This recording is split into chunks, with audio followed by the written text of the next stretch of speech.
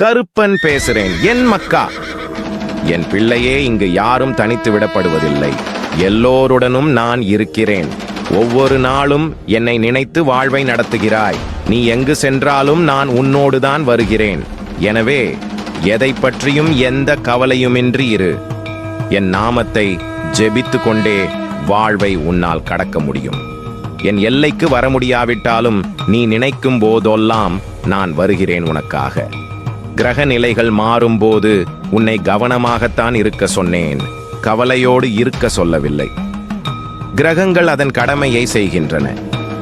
நீயும் உன் கடமையை செய்தால் போதும். பிள்ளைகள் நன்றாக படித்து தேர்வினை எழுதுவார்கள். என் மக்கா, உன் எதிர்பார்ப்புகள் ஏமாற்றம் தரும் காலகட்டத்தில் வாழ்வை அதன் போக்கில் வாழ முயற்சி செய்.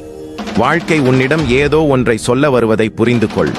சில நேரங்களில் நீ முட்டி மோதி திணறுவதை விட அமைதியாக கடப்பது சரியானதாகும்.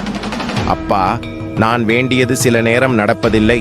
இனி நீயே எனக்கு எது நல்லதோ அதை நடத்து என்று என்னிடம் ஒப்படைத்து விட்டாய். நான் பார்த்து கொள்கிறேன்.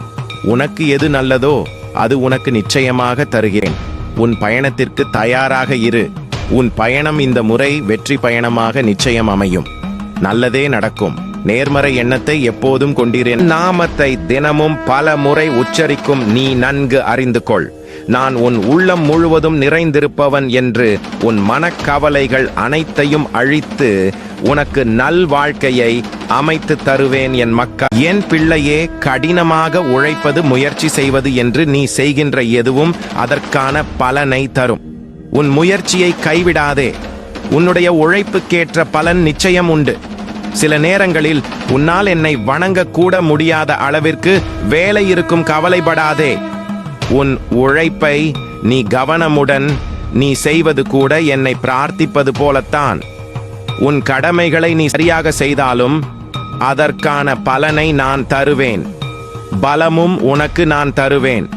நல்லதே நடக்கும். என் மக்கா, வாழ்வில் நீ சந்திக்கும் சூழ்நிலைகள் எதுவாயினும் மகிழ்ச்சியோ துன்பமோ அதை சமமாக பாவிக்கும் மனப்பக்குவத்துடன் நீ இருந்தால் உன் மனதில் தேவையில்லாத கற்பனைகளும் குழப்பங்களும் வராது. இதுவரை தோற்றதையும் நம்பிக்கை இழந்ததையும் ஒரு அனுபவமாக எடுத்துக்கொள்.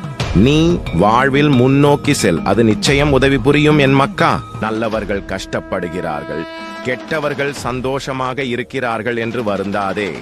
எல்லாம் கர்ம வினையே காரணம். வினைதான் காரணம் என்றால் முருகா, நீ எதற்கு என்று கேள்வி கேட்கிறாய் அல்லவா? உன் வினையை எளிதில் கடக்கவும் அதிலிருந்து உன்னை காப்பாற்றுவதும் நானே. நல்லவர்கள் சோதிக்கப்படுவார்கள், ஆனால் வெற்றி பெறுவது உறுதி. கெட்டவர்கள் நிச்சயம் அதற்குரிய கர்மாவை அனுபவிக்க வேண்டும். உனக்கான நல்ல மாற்றம் வரும். பொறுமையாக இரு குழந்தையே, என் மக்கா.